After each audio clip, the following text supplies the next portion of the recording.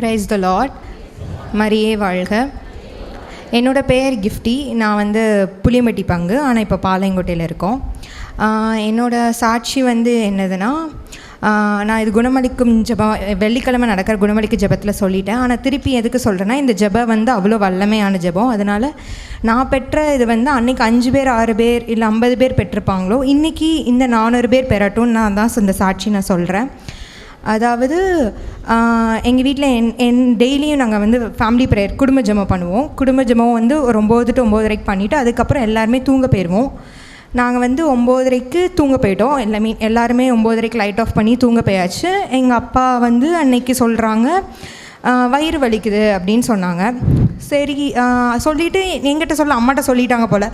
அம்மா வந்து வெந்நி கொடுத்துட்டு தூங்குங்கப்பா அப்படின்னு சொல்லிட்டு நானும் அம்மா ஒன்றா தூங்குவோம். நாங்கள் தூங்க போயிட்டு சரி தூங்கிடலாம் அப்படின்னு சொல்லிட்டு நாங்கள் தூங்கிட்டு இருக்கோம். 1 மணிக்கு அம்மா வந்து என்னை எழுப்புறாங்க. லைக் அப்பாவுக்கு வந்து ரொம்ப வயிறு வலிக்குதான், என்ன செய்கிறதுன்னு தெரியலை. ஸோ அதனால் எந்திரிச்சு வா அப்பா பாரு அப்படின்னு சொல்கிறாங்க. எங்கள் அப்பா வந்து துடிச்சு போகிறாங்க. எப்படி சொல்ல, இந்த ஸ்டோன் பெயின், இந்த ஆப்ரேஷன் பண்ண போகிறாங்க அந்த மாதிரி கேர்ள்ஸுக்கு சொன்னால் ப்ரெக்னென்சி பெயின் மாதிரி எங்கள் அப்பா துடிச்சு போகிறாங்க. எங்கள் அப்பா லுங்கி கூட கெட்ட முடியலன்றாங்க.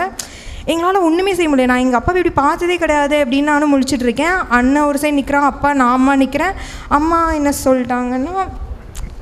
சொல்லிட்டாங்கன்னா நீ போய் ஜெபம் பண்ணு பாப்பா, நீ வந்து கண்டினியூஸாக ஜெபம் பண்ணிகிட்டே இரு, அப்பாவை வந்து நான் அம்மா பார்த்துக்கிறேன், நீ போய் பண்ணு. ஏன்னா அடுத்த நாளைக்கு வந்து அப்பா வந்து கோவில்பட்டியில் போய் அப்பாவோட பென்ஷன் ஒரு விஷயமா அப்பா வந்து கோவில்பட்டிக்கு போய் ஒருத்தங்கள முக்கியமானவங்களை பார்க்கணும். வெள்ளிக்கிழமை அன்றைக்கி நான் வெள்ளிக்கிழமை குணமளிக்கும் ஜெபத்துலேயும் வரணும். காலைல சீக்கிரமாகவே எந்திக்கணும். அம்மா 4:30 எந்திரிச்சு ஸ்கூலுக்கு கிளம்பணும். நான் 5:30 எந்திரிச்சு கோயிலுக்கு போகணும். ஸோ இவ்வளோ கடமை இருக்குது, நம்ம எப்படி மிஸ் பண்ண முடியும்? நான் வந்து 365 டேஸும் கோயில் போய்ட்டுருக்கனால என்னால் ஒரு நாள் கூட தவற முடியாது. ஸோ நான் போகணும், என்ன செய்கிறது, தூங்கணுமே அப்படின்னு சொல்லிட்டு நான் போய் ஜபிச்சிட்டே இருக்கேன். அப்போ தான் எனக்கு ஞாபகம் வந்தது, நான் விடாமல் இரக்கத்தின் ஜெபமாலையும் ஜபிச்சிட்டு இருக்கப்போ அப்போ எனக்கு ஞாபகம் வந்தது என்னென்னா, எப்போவுமே இங்கே வந்து சண்டே அன்னைக்கு 3வது சண்டே அன்றைக்கி உபவாச கூட்டம் நடக்கும். அந்த டைமில் அந்த உபவாச கூட்டம் அன்றைக்கி தான் நான் ஃபஸ்ட்டு டைம் உபவாச கூட்டம் அட்டன் பண்ணுறேன். ஃபிலிப் 3 தடவை சொல்லுங்கள் அப்படின்னா நான் விடாமல் ஏசப்பா சொல்லுவோன்னு சொல்லிட்டு நான் ஒரு சைடு சொல்லிகிட்டு இருக்கேன்.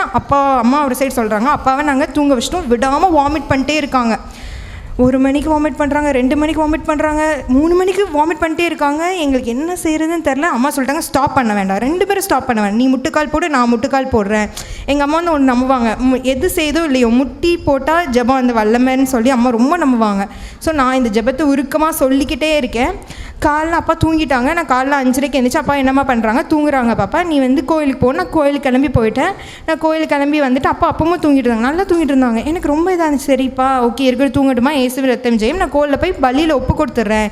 எனக்கு ஒரு இதில் பலியில் ஒப்பு கொடுத்தேன், எல்லாமே சரியாரும் நான் ரொம்ப நம்புவேன். ஸோ நான் பலியில் ஒப்பு கொடுத்துட்டு வந்துடுவேம்மா அப்படின்னு சொல்லிட்டு வந்தாங்க. இல்லை நான் ஜிம் கிளம்பி போயிட்டு 10 o'clock அப்பா மட்டும்தான் இருந்தாங்க. அப்பா கிளம்பணும் அன்றைக்கி. நான் வந்து சொல்கிறேன், அப்போ நான் அப்பா காலைல சாப்பிட்டீங்களாப்பா, உங்களுக்காக நாங்கள் கஞ்சிலாம் வச்சுருக்கோம் அப்படின்னு. இல்லை பாப்பா நான் இட்லி சாப்பிட்டேன், எனக்கு ஒன்றும் ஆலையே, வாமிட் பண்ணலையே, நீங்கள் நல்லா தூங்குனீங்களாப்பா, எனக்கு செம்மையாக தூங்கிட்டேன், எனக்கு இப்போ ஒரு வயிறு வலி இருந்ததானே எனக்கு தெரியல அப்படின்னு சொன்னாங்க. எனக்கு அந்த டைமில் வந்துட்டு என் தேவன் வந்து எனக்கான விஷயத்த அவரே நின்று பண்ணிட்டாரே. நான் வந்து கேட்டேன் உருக்கமாக, இந்த ஒரு சின்ன பிள்ளை கேட்குறது வந்து அவர் வந்து இந்த ஜெபத்துக்கு இப்படி ஒரு வல்லமை இருக்குது நான் கேட்டிருக்கேன்னு சொல்கிறப்ப எனக்கு ரொம்ப இதாக இருக்குது. ஸோ எல்லாருமே சொல்லுங்கள், நான் இன்னொரு தடவை சொல்கிறேன்.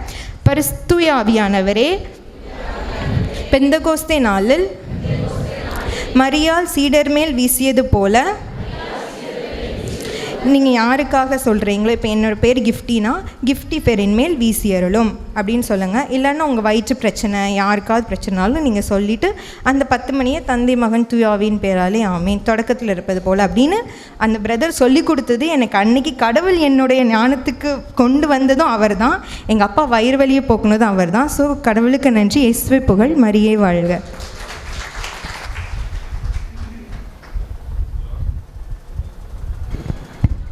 அன்புக்குரியவர்களே, நிறையா குடும்பத்தில் பிள்ளைகளை குறித்து பெற்றோர் வருத்தப்பட்டு ஆண்டவர்கிட்ட என்ன செய்கிறாங்க, பாரத்தோடு வராங்க.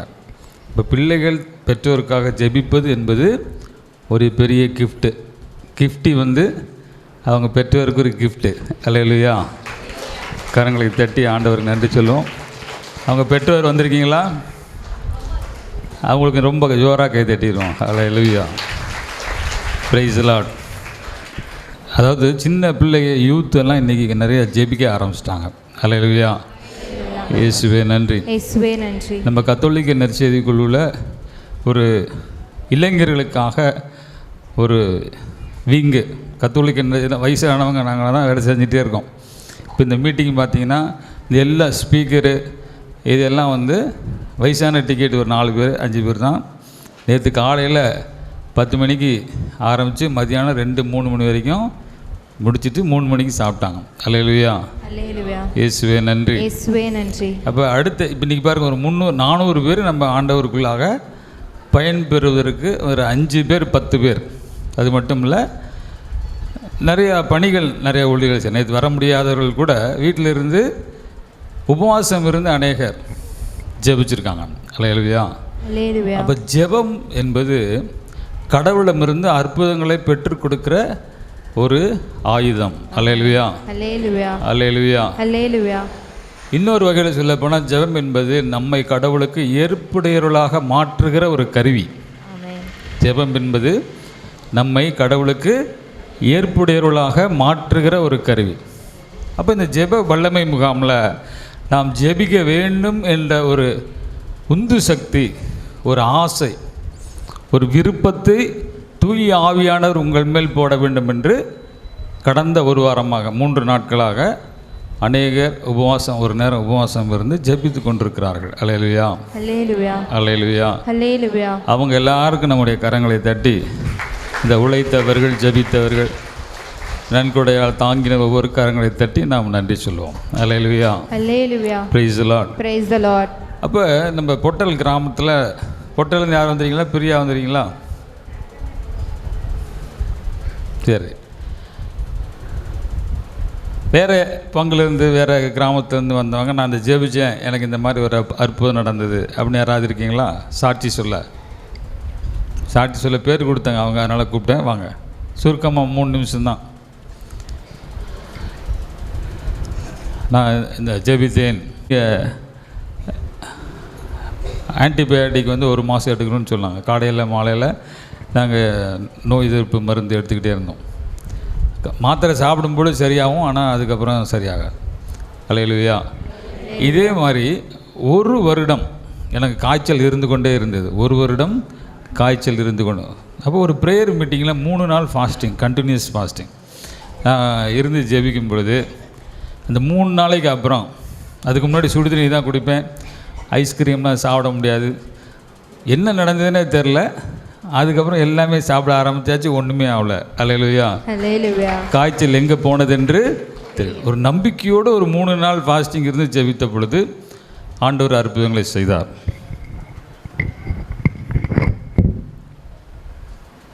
Praise the Lord. Praise the Lord. ஏசப்பாக்கே புகழ், இயேசுவுக்கே புகழ், ஏசப்பாக்கே நன்றி, இயேசுவுக்கே நன்றி. நான் என்னோட சாட்சி, நானும் ஃப்ரைடே ஆனால் மீட்டிங்க்கு வருவேன், ப்ரேயர் மீட்டிங்க்கு. ஏற்கனவே என்னோடய சாட்சியை சொல்லியிருக்கேன், திரும்பவும் சொல்கிறேன். அதில் ஒரு ப்ரேயரும் சொல்கிறேன். அது என்னோடய பையன் 9th ஸ்டாண்டர்ட் படிக்கிறான், saint Anthony public school, VM சத்தத்தில். அப்போ ஆனுவல் டே ப்ரோக்ராம் அப்போது பேண்டில் இருந்தான், ட்ரம்ஸில். ஸோ அதில் இருக்கும் போது அவங்க பிடி மாஸ்டர் ஏதோ எடுத்துகிட்டு வர சொன்னாருன்னு சொல்லி ஃபாஸ்ட்டாக ஓடி இருக்கான் பொருள் எடுத்துகிட்டு வரதுக்காக. அப்போ அந்த ஆனுவல் டே ஃபங்க்ஷனுக்கு இந்த லைட் செட்டிங்கெல்லாம் கட்டுவாங்க இல்லைங்களா, அது கட்டியிருந்த போது அது மேலே ஒயர் இருக்கிறது தெரியாமல் கீழே கல் இருக்குதுன்னு சொல்லிவிட்டு எகிரி குதிக்கலாம் அப்படின்னு சொல்லி எகிரி குதிச்சிருக்கான். ஃபாஸ்ட்டாக ஓடி போய் எகிரி குதிக்கும் போது மேலே ஒயர் தட்டி ஒரு 2 அடி 3 அடிக்கு தாண்டி போய் விழுந்திருக்கான். விழுந்ததில் அடிபட்டுருச்சு. அப்போ அந்த ஒரு 5 மினிட்ஸ் ரொம்ப அவனுக்கு மயக்கம் வந்த மாதிரி இருந்தது. அதுக்கப்புறம் கிளாஸ் ரூமுக்கு போயிட்டு சரியாச்சு அப்படின்னு சொல்லிட்டு வீட்டுக்கு வந்துட்டான்.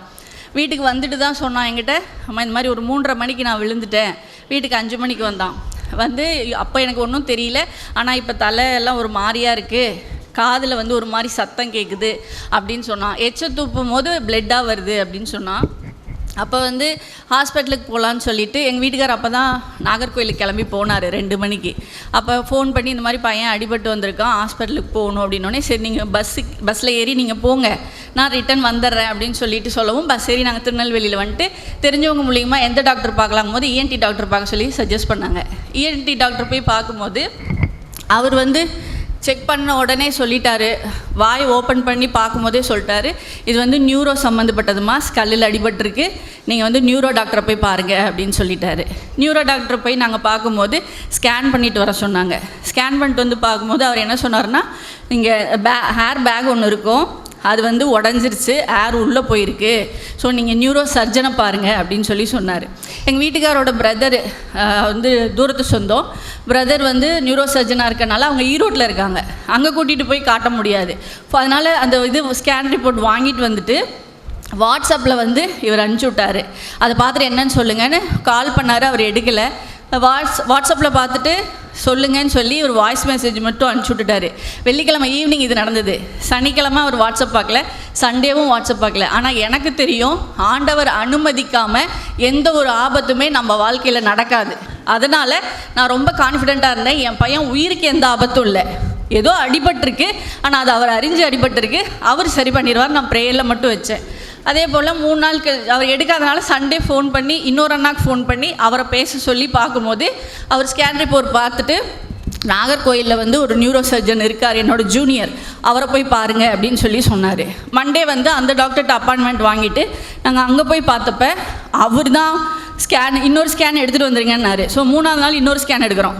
அவர் எடுத்துகிட்டு பார்த்த வாட்டி சொல்கிறாரு, பிரெயினை சுற்றியும் ஏர் போயிடுச்சு, உள்ள பிரெயினை சுற்றி பிளட்டு கிளாட் ஆகிருக்கு அப்படின்னாரு. அப்போ தான் விஷயமே தெரியும், தலையில் அடிபட்டு பிளட்டு கிளாட் ஆகிடுச்சு. எனக்கு கொஞ்சம் கலக்கம் ஆகிட்டேன் நான், blood Claude ஆகிடுச்சான்னு.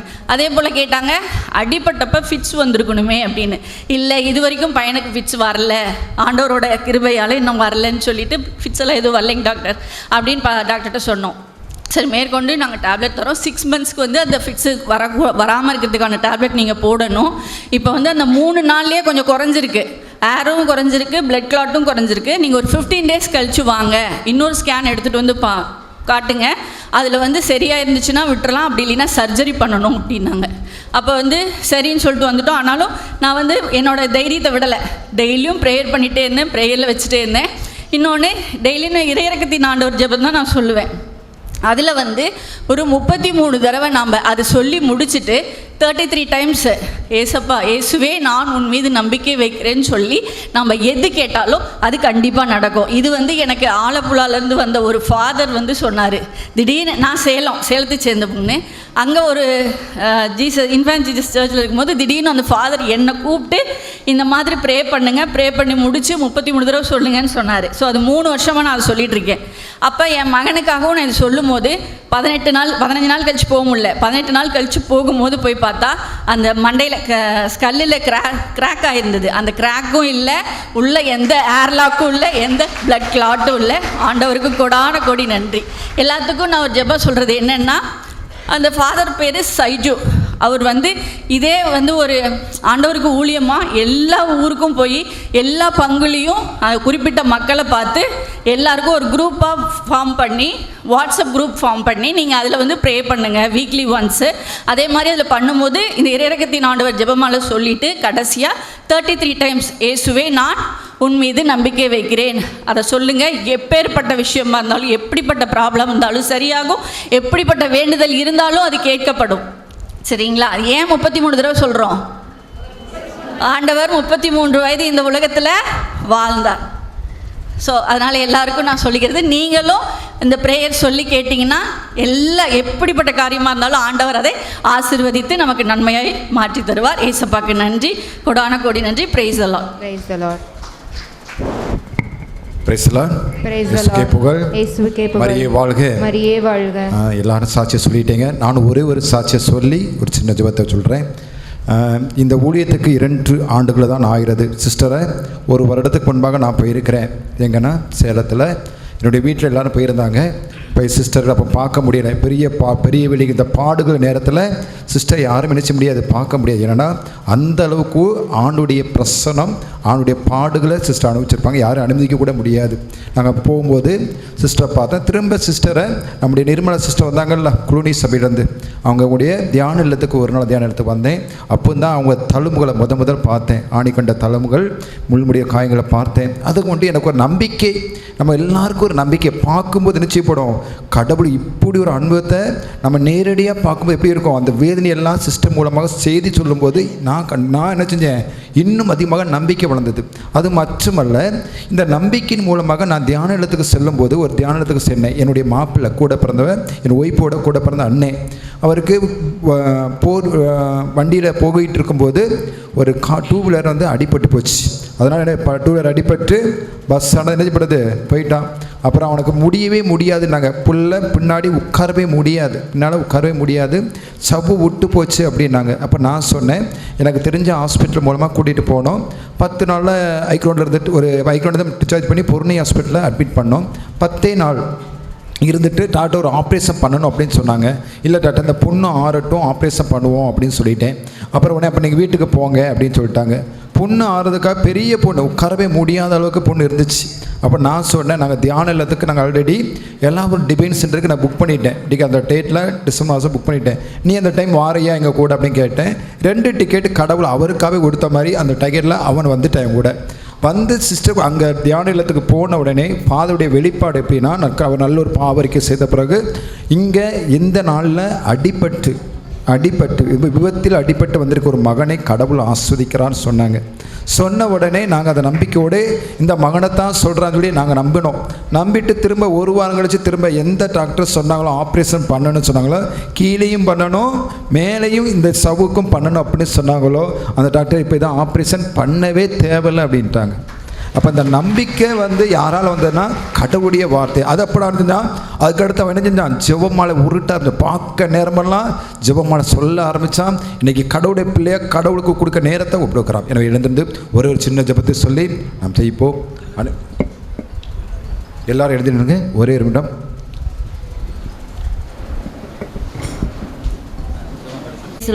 Praise the Lord. நான் வந்து அந்த ஜெபமாலை வந்து இந்த சிஸ்டர் கைனால் வந்து அந்த இடத்துலேருந்து வாங்கிட்டு வந்தேன். ஒரு 5 ஜெபமாலை வாங்கிட்டு வந்திருந்தேன். அப்போ இந்த மாதிரி இருக்கவங்களுக்கு கொடுக்கணும் அப்படிங்கிறதுக்காக தான் நான் வாங்கிட்டு வந்தேன். யாராட்டும் கஷ்டம்னு சொல்லும்போது இந்த ஜெபமாலை ஒவ்வொருத்தருக்காக கொடுத்துருந்தேன். கடைசியாக இருந்தது அந்த ஒரு ஜெபமாலை அவன் கையில் அன்னைக்கு தான் நான் கொடுக்குறேன். அதுக்கு முன்னாடிலாம் ஜெபமாலை அவன்கிட்ட கொடுத்தாலும் என்கிட்ட வாங்கவே மாட்டான். கொடுத்தேன். ஆனால் அன்னையிலேருந்து இன்னைக்கு வரையும் அவன் ஜெபமாலை செய்கிறான், பைபிள் வாசிக்கிறான். அதுவே பெரிய ஒரு கிஃப்டாக இருந்துச்சு. Praise the Lord.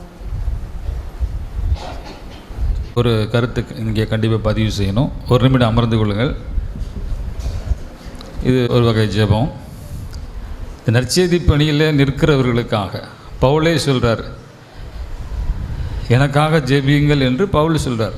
நற்செய்தியை சொல்ல வேண்டிய முறையிலே நான் சொல்லும்படி நீங்கள் எனக்காக ஜெபியுங்கள். அப்போ நாங்கள் சும்மா நற்செய்தி குழுன்னு ஏதோ தானோன்னு சொல்லிட்டு போயிட்டுருக்கக்கூடாது. மக்களுக்கு ஒரு மனமாற்றத்தை கொடுக்கத்தக்கதாக சொல்ல வேண்டிய முறையிலே சொல்லவும், இன்னும் இந்த பகுதியிலே ஒரு பெரிய எழுப்புதலை கொண்டு வரவும் அனைவரும் ஆண்டவரை துதிங்க. ஹல்லேலூயா, ஹல்லேலூயா. அப்படியே எழுந்து நின்றுவோம். இப்பொழுது சகோதரி ஜோஸ்வின் விமலா அவர்கள் 4 மணி வரை ஒரு சிறிய செய்தி கொடுப்பார்கள். அதைத் தொடர்ந்து நற்கருணை எடுத்து வைக்கப்பட்டு குணமளிக்கிற வழிபாடு நடைபெறும்.